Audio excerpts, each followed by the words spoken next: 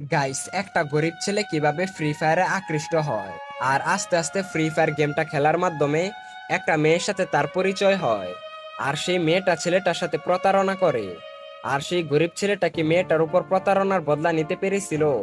এমন প্রতারণার গল্প হয়তো তুমি কখনোই শুনোনি। ভিডিওটা শেষ পর্যন্ত দেখতে থাকো, কারণ এই ভিডিওটা দেখার পর তুমি অনেকটা ইমোশনাল হয়ে যাবে।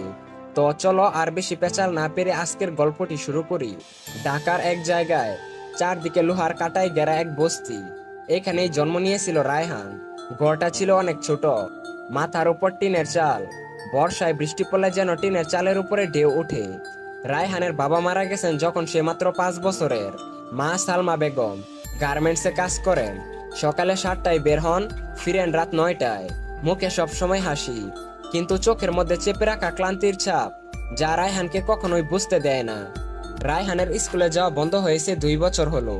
বই কিনতে পারে না, ইউনিফর্মও ছিঁড়ে গেছে।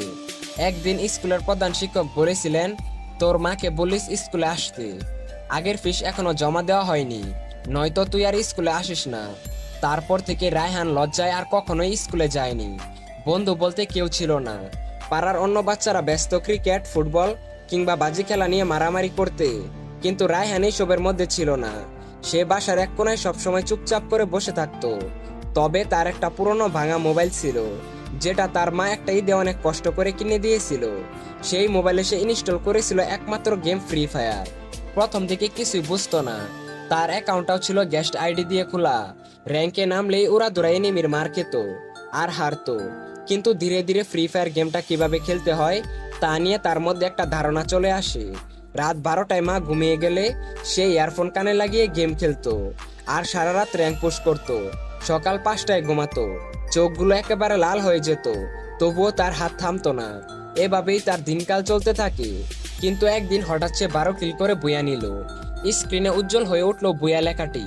সে মাথা উঁচু করে নিজেকেই বলল, আমিও পারি ম্যাচ বুয়া করতে।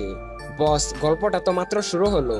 রায়হানের জীবনে একটা মেয়ে আসার পর কি কি হয় আর তার পরিণতি কি হয়, সেসব জানলে তুমি কান্নায় ভেঙে পড়বে। মার্চ মাস, গরমে টিনের গর্জন আগুনে ফিরে যাচ্ছিল। রাত 12টা, সবার আলো নিভে গেছে।